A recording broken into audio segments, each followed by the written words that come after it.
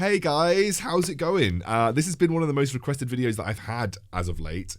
It has been basically to analyze the Wild Rift Icon Malaysia series, which I'm going to do. Now, I'm not going to analyze the whole best of 5 because I couldn't upload a video that long, but I will go from the winning game, which we are now 2-2 between Bajaya Dragons and GEEK Fam. I believe GEEK Fam went 0-2 down, so they are 1 game away from the reverse sweep. And I thought I'd just analyze the final game in the series, just to make sure I've got it on the best quality as well. Looks like I've got it on 1080p 60, that's good. Yeah, so we're in the final game of the series, and we're going to break it down. Thanks for everybody who's been subscribing recently and liking and commenting on my videos. It is awesome, and I really, really would love you to keep doing so. So, let me know today if there is any more esports that you want me to cover. If you've seen a game that you think would be cool to analyze, throw it in the comments. If you just want to talk about this game, like talk about if there was another game in the series that you think was really impactful, or what you like about this particular game. And also thanks to G2A for sponsoring the channel. Reference link in the description below. I also want to just say thanks for supporting other Wild Rift content creators. They're doing awesome right now. Like Hell's Devils, absolutely popping. Stuart's doing really well. So I want to say big thank you to you guys for supporting kind of like the individual content creators out there who are doing really well and working really hard to get you some great content. Also, today was a really big day for me. I cast the LEC, and if you guys don't know what the LEC is, it's like the PC version of Wild Rift. So it's like the premier tournament in Europe for the PC version of Wild Rift League of Legends. And it's such an honor to be able to do it, and I had such a good day, guys. Like I think some of the casting was a little bit meh at times, but I got to cast a pentakill, and my voice is absolutely shattered because of it. So I had a really amazing time. Plus, Rupert, I had to move Rupert back here with me, and he's kind of just chilling in his bedroom. He went to sleep on time, which is nice. Emily's actually away in London for 2 days for a course. She's a dentist, so she had to go to a dentistry course to do some dentist stuff. I don't know what dentist stuff is. So I'm at home by myself, just chilling with you guys. Yeah, I got my Pepsi Max, which is totally good for my throat. Can you sponsor me, Pepsi Max, please? I absolutely am addicted to Pepsi Max. Let's get into the game. I'm chatting so much rubbish. Okay, so draft-wise, we have a Gragas, I guess mid. So a Gragas mid with a Seraphine and Misfortune bot lane, which is interesting. And then we have a Wukong jungle with a Camille top. So Camille giving you that split push pressure, but also has the ability to join team fights. You've got really strong Misfortune ult combo with this team. And what we've seen from a lot of competitive players, like if you just layer the CC over the top of the bullet time in Wild Rift, you're dead, like giga dead. So you have like the Wukong ultimate, the Seraphine ultimate on top of bullet time. That's going to be insane. The only thing, obviously, GEEK Fam have to watch out for is the anti-synergy with the Gragas ultimate. Just make sure you're not knocking people out of it. To just be aware of where they're using their Gragas ultimate is going to be important. And Bajaya Dragons, they are running a wombo combo. They're running Jarvan. You put the ball on the Jarvan jumps in, you shockwave them, you Yasuo ult them, and you have like a really good front to back. So what we mean by front to back, if I ever say front to back, it's basically you play the team fight from the front to the back, in the sense that your Zaya's at the back, just hitting people, and you have your Jarvan in the front, slapping people, and your backline damage is so strong with the big tanky front line. That's kind of what Bajaya Dragons is running here. It's a really standard combo. I think Zaya is super strong in the meta right now. So, they have a really, really good team fight. But the only thing I would say, not that much great early game. I don't think their level 5 is very good. I don't think their first dragon fight is amazing. So we want to keep an eye on that first dragon and see if it's something that is going to be impacted this game. Okay. I'm so glad to be watching this on YouTube where the quality should be a bit better. Because obviously the quality when we were doing it on Trovo wasn't fantastic. Just because the VODs are all in 720, whereas in YouTube they kind of come out as 1080. But I gotta say, all the character models look a little bit weird on this broadcast. They're all really shiny and really vibrant. Looks like they're going for a very late invade. This is always risky, just because if you're going for a late invade, you kind of have to commit to it, and if it goes wrong, it can be really awkward. But it looks like GEEK Fam have essentially mirrored that. They're aware of what was going on. They've head towards the red side jungle. They're actually going to go for a more aggressive invade off the back here, which is super interesting. I know we can't watch it, but Wukong starting at the Raptors and then going to red means he's actually getting more out of his invade. Now, it looks like Jarvan's going to do the same thing, so I think they're aware of what was happening. Also looks like we could just see a full red side clear. Looks like Emotion, they actually initiated a lane swap. So Bajaya Dragons initiated a lane swap into the Camille, but they have put the Yasuo by himself in the bot lane, so that is a little bit risky. Now, what I really love about what Hoki has done there for Bajaya Dragons. He's actually come down to the bot lane to prevent a tower dive. The only reason he's turned up in this lane is to prevent a tower dive onto the Yasuo, which I think tower diving with a Wukong Seraphine is not particularly good early game, but he gets a good. I mean, you knew he was there, Kagame. You knew he was there. Kagami? Is it Kagami or Kagame? I think it's Kagami. Probably Kagami. You knew he was in the red side jungle. Jarvan will get away with the top scuttle, and Wukong will get away with the bottom scuttle. I do think, is it Sagi or Sagi? I'm just going to say Sagi. He has to be careful in this matchup. Like, actually, pre-5, Xayah is not particularly strong into the Camille. Like, if Camille lands a hook shot on the Xayah, she's pretty much dead, especially if Xayah doesn't have any feathers to be able to root her immediately. So she has to be a little careful in that regard. But they are allowing her to stay in the solo lane. I imagine they rotate her back relatively quickly because obviously Dragon spawns in 2 minutes' time. So they are actually going to rotate her back towards the bot lane. So they're going to undo the lane swap. It served to get some solo gold and some solo experience onto Sagi, but hasn't really benefited anybody massively. The gold is even across the board. A little bit in favor of Geek Fam right now. I assume that difference is coming in from is it the mid lane that difference is coming in from? A little bit in the mid lane. A little bit of like a gold difference across the board, really, but mostly coming from the mid lane. We're looking at a relatively even game so far, and we're actually going to see the 2v2 back towards the bot. You will always usually see this if you can't get an early tower in the lane swap. If you can't pressure the early tower, which I think was a bit difficult because of the way the invade happened. We went into like what we call a vertical jungle. So usually jungle split across the river. Vertical jungle is where you would split the jungle across the mid lane. So Jarvan cleared the enemy red side and his own blue side. Wukong cleared the enemy red side and his own blue side. And that, I guess, meant that Jarvan wasn't so comfortable, like going straight up for a top lane dive or pushing the top lane tower. Plus, we saw Hoki like immediately rotate bot because he was afraid of a tower dive on the Yasuo. So the lane swap didn't really get much, but obviously you're always going to rotate back for Dragon in most cases. If you don't get the tower, you're always rotating back for Dragon. Looks like Tainted Ones is waiting for a potential engage here, but I just feel like Momo and Nyx have kind of got an idea that this is going on. They are stepping up a little bit here. Actually, Tainted One's looking for it. We'll have the ultimate available, but with the flashes there, he doesn't even bother to try and force out the flash. Maybe wants to keep that ultimate alive for the team fight that is going to be coming up around the first dragon of the game, which would be Ocean, which is a dragon worth fighting over. Like, Ocean is definitely a dragon worth fighting over. It gives you the Omnivamp, which helps you as you're scaling as well. That's especially good for the Xayah and the Orianna, so if you can secure that as Bajaya Dragons, you're really happy. Looks like Rumpel's coming through, doesn't want to burn the ultimate. You can see that both Geek Fam and Bajaya Dragons are very keen to like hold on to game-changing ultimates, especially around this first dragon fight. Like, the Wukong did not burn the Cyclone there because I guess he was so sort of fixated on needing that for the next dragon fight, which I actually think is a relatively strong decision.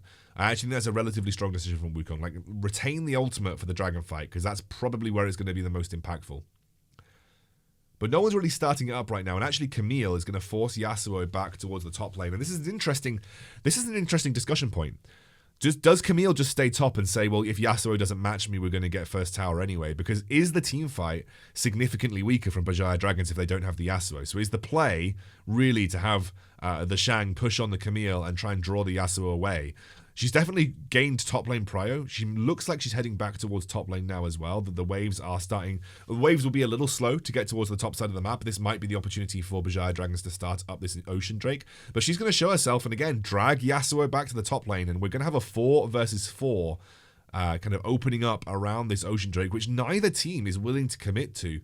I actually think this benefits Geek Fam. I think they've got the better 4v4, especially at this stage in the game. Like, if you hit a good Seraphine ultimate, a good Cyclone into a bullet time, and with very little presence to threaten the Misfortune on the backline or threaten even the Seraphine, Yasuo kind of needs to be there. Like, I really do think Yasuo kind of needs to be there to threaten the backline, and without him, I do think the team fight is significantly weaker from Bajaya Dragons. So I actually think this is the play from the Shang. I think you just kind of keep it as it is. You try and keep the Yasuo tied to the top lane.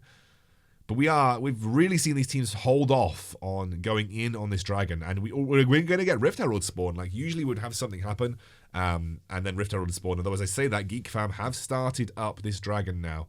Now, Camille looks like she's trying to catch the Yasuo in a 1v1, and again, trying to prevent her from going in. They're going to knock the Orianna in with the Gragas ultimate. They should be able to catch her up. The Shockwave is good. The Shockwave is really good, but they do manage to flash out of that. There's the knock-up straight onto the Misfortune, but he didn't choose to use the ultimate. And will back off. It is a 2-0 for Geek Fam now. They've taken a lot of Bajaya Dragons low, and again, I do just think that the Bajaya Dragons teamfight not particularly strong without the Yasuo there initially. Plus, they caught the Orianna, so that's one of the major sources of damage and teamfight utility that's just been thrown out the window. And Geek Fam are going to get the Ocean Drake, which is awesome. A bit of Omnivamp for, you know, Misfortune, for Camille, for Wukong is all really good. Like, you're definitely not saying no to the Omnivamp on these particular champions. And they haven't lost the tower, so they didn't get cross-mapped, which obviously is always what you're going to be worried about. Now, it looks as if it's going to be the Rift Herald being focused out here, but this is a good play. You know, we've talked about this so much. This is a good play from Geek Fam. Wukong takes towers super quickly, and okay, yeah, you get the Rift Herald, but we always say this. What's the best case scenario from Rift Herald in most circumstances? First tower of the game. It may help you get an influential tower in mid lane. You could potentially use it to generate pressure and get priority in mid lane for the second dragon. But first tower is worth a lot of gold. I mean, look how much gold Geek Fam are ahead now. Like, they are almost 3k gold in the lead because they just got first tower of the game. They cross-mapped the Rift Herald for first tower, and Rift Herald gets you towers. So if you're getting a tower in exchange for Rift Herald, the Rift Herald is a relatively neutral trade overall, and you still have to make the Rift Herald work. Like, you have to find a use for it. Now, this would be a good time to drop Rift Herald, if I'm honest with you, but that's a great engage from the Gragas, but this is definitely a good time to drop Rift Herald. It's going to get the mid lane tower for free here. It should get the charge off. Yeah, it does. So that's a mid lane tier 1 picked up. Mid lane tier 1, super important, because that allows you to now push vision into the blue and red side jungle. So if you're Bajaya Dragons, you now have the blue and red side jungle opened up. You can get some wards down. You could potentially make some picks with Braum and Yasuo. This is now a good opportunity for you to start putting pressure on. You've also brought the gold back to a more equal level, like about 1,500 behind. And you have also knocked on the door of some of the tier 1 turrets. Like, the tier 1 bot lane is pretty low. The tier 1 top lane is 2/3. And now you are collapsing onto the Shang, who has got 4 people running at him.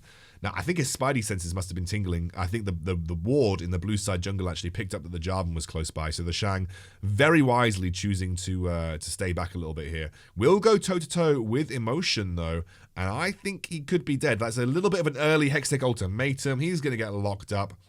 Should be an easy kill as the Cataclysm comes through. But Wukong and Misfortune are here, ready to go. They're actually going to pop the Cyclone. Emotion taken very low. That's another big Cyclone coming out from Momo, who will not use the ultimate. A great disengaging Wind Wall from Emotion. That was so good because it stopped Momo using his ultimate.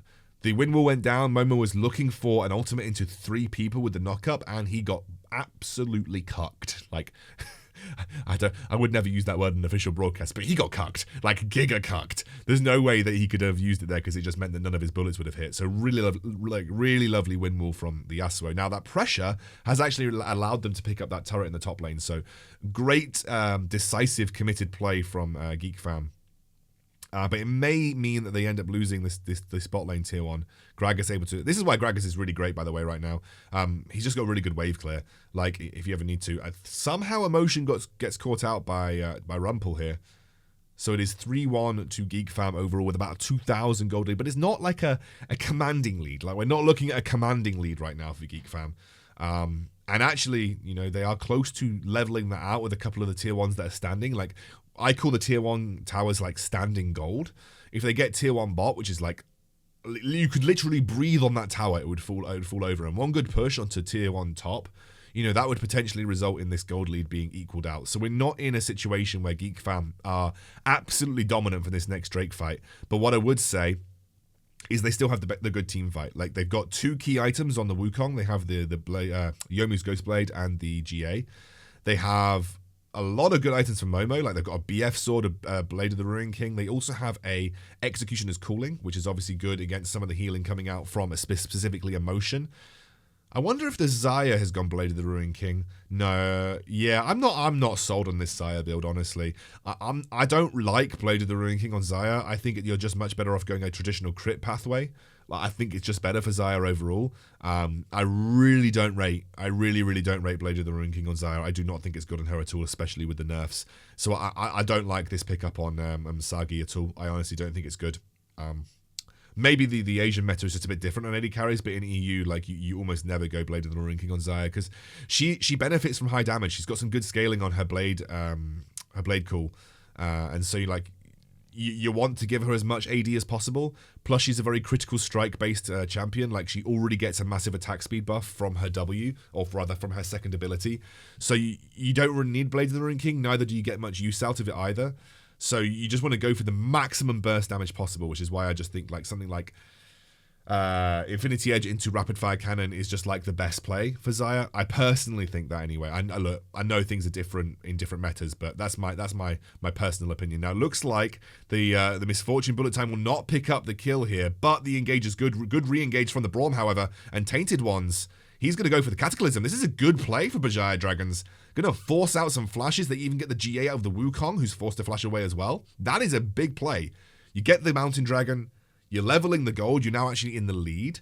And you get a couple of important kills and cooldowns. So, BJD Dragons actually bite back in this team fight. And I think just unfortunately, I don't think we'll get a replay, but I think unfortunately, it was just an awkward engage. Like, you use the really impactful ultimate in this team is the bullet time. If you're not hitting the bullet time over the entire team, you're not going to win a team fight. So he used it on the dragon to try and go for the dragon steal, where he would have been much better off just trying to loop it behind the Cyclone onto Wukong and trying to get some damage across the team, because really that bullet time hit absolutely no one. And then the whole fight beyond that was very disjointed. So, I mean, BJD Dragons, they're back in this. They're back putting pressure down. And Tainted Ones has gone for a more tanky, facilitating Jarvan build. He's gone for the Black Cleaver into the Sunfire Cape, and I actually quite like that, given they've got quite an AD heavy team with the Yasuo and the Xayah plus the Jarvan. Looks like Emotion's gonna. Oh, that was sexy. That was super sexy from Emotion. Just double dash. No one can catch him with the body slam. Gets out for free. A lot of resources committed to that side of the map, and actually, you know, it's a tier 1 in the top lane picked up for BJD Dragons as well. So they are now ahead in this game.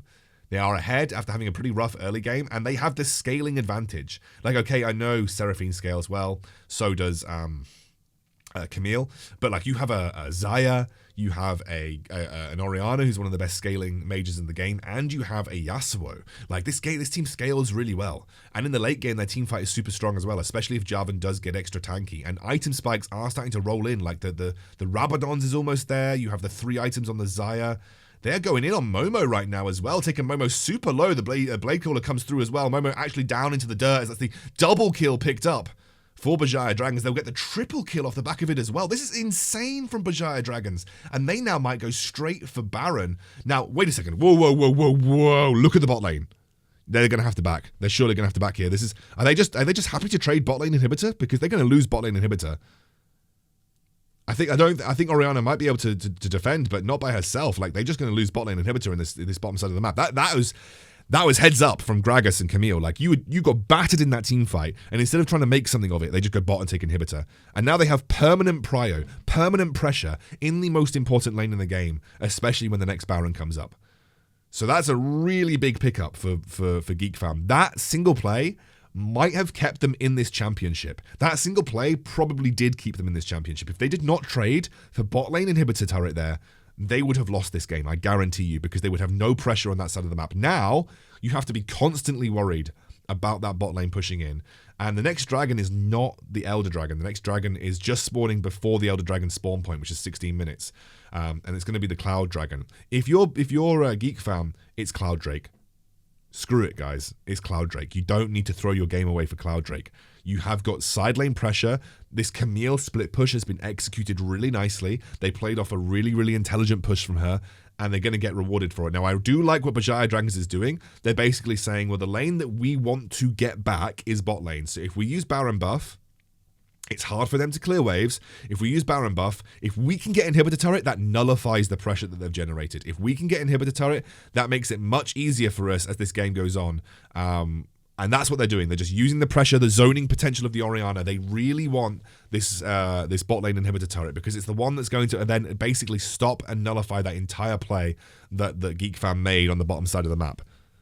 And they're actually splitting their focus across the mid. Actually, there's a really big engage onto the Yasuo. Emotion kind of inted that one. Now, it looks like they could potentially go for another engage around this. That's a big bullet time straight onto their backline. Seraphine gets the lockup onto Kagame. And actually, Sagi versus the world right now, but I don't think he's going to come out of this alive. He will trade onto the Misfortune and will back out here, obviously being zoned away by the Gragas. But honestly, that was a really good play for GEEK fam. And I think realistically, oh, I say that, Zyra actually killed the Gragas somehow. But I do still think that was a bit in from Emotion. He could have waited. He didn't need to push mid like that. The way you get back into this, the way that you leveled it, well, not even get back into it, because obviously Bajaya Dragons are ahead, but the way that you level this is just use the Baron minions, use the Orianna, force the enemy to engage on you, and then peel back, like play front to back through the Zyra and the Orianna. You don't need to split. You have the better 5v5 at this stage in the game. You don't need to split if you're Bajaya Dragons. Just push the tower as a 5.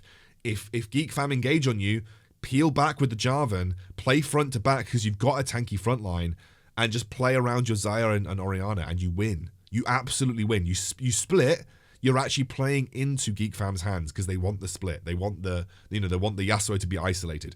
Yasuo comes into the team fight, you actually just win a 5v5 straight up. So I think Bajaya Dragons might have lost their opportunity to potentially get something back in this game here. And that's a lot of damage onto Sagi, who's just like overextended like crazy. There's the bullet time. That's the anti-synergy that I was talking about, but it's made up for by Rumpel.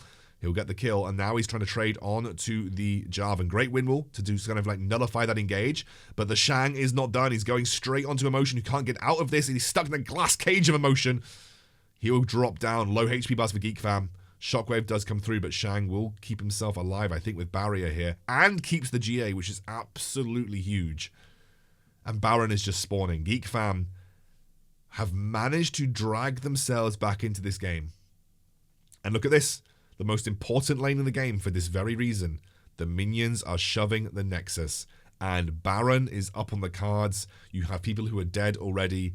Like, GEEK fam just need to rush this Baron, and there is nothing that Bajaya Dragons can really do about it. I don't even know if they'll get here in time. They can try, but that is why the bot lane inhibitor, or rather the turret that is the furthest away from Dragon, I know it's not always bot lane for everybody, but the turret that is the furthest away from Baron, that is the most important inhibitor turret to get in the game. And now you have Baron on GEEK fam, and you just group up, right? You just group up and push bot. You can probably have Camille split mid, and because Camille is a little bit easier to get out of these situations than Yasuo, it's probably fine for Camille to sort of stay mid, and then you just group up as a 4 on this top side. That's a big Seraphine ultimate. Good route, unstoppable for Rumpel, and they're going to go on to Tated 1 as well. He dies. This is surely game. You could actually just end the game here. If you're GEEK fam, this is just like a successive set of plays. You were gifted this game if you were GEEK fam. Don't get me wrong. Big comeback for them across this series, but this was Bajaya Dragons' game to lose, and they just made a really, really awkward play around that bot lane inhibitor turret when they didn't need to. And Sagi's trying his heart out, by the way. Just the Blade Cooler coming in, can't really get anything done. I think you lose pretty much every inhibitor turret here, and if you lose every inhibitor turret, it's basically done. The only time I've ever seen a 3 inhibitor comeback is when a team had a Vayne. And I think this is pretty much all she wrote. I mean, the Nexus is low. I mean, Momo's just slapping it. They're going to go for the win. My God. Imagine if you're Bajaya Dragons in that fight, in that game, and you're just like, we threw this game. We just threw this game out the window. Like, just stay as 5 on the bot lane turret and you win the game. But all credit to GEEK fam. That play on the inhibitor turret won them the game because it allowed them to set up for the second Baron. They got the second Baron, and that won them the game. That is why the inhibitor turret that is the furthest away from Baron is the most important one in the game. Because Baron is the game-ending... Like, forget Elder Dragon. Elder Dragon's okay, but it's not a game-ender. Obviously, the burn damage hurts, clearly. But Baron, that is the game-ender, because the minions become almost unkillable for most people, and you just shove down turrets and win the game. Baron is the real game-ending buff, and honestly, GEEK fam played that insanely well. They were gifted it, don't get me wrong. I think if Bajaya Dragons had just played that properly, they would have won the game. But... GEEK fam made a huge comeback, and they also essentially was smart in the way that they played those cross maps. Really, really smart. That was a great series, actually. I mean, I didn't watch all of the games. I just kind of got a little bit up to date with where we are. But GEEK fam, they win the Icon Malaysia series in a reverse sweep of Bajaya Dragons. That was awesome. I would recommend that you go and watch the whole series. I didn't have the time to do so because I was casting LEC, but that was a really, really cool game to watch. Really, really cool game to watch. All right, well, I hope you enjoyed it. I love doing this esports stuff, so if you want to see more of it, let me know.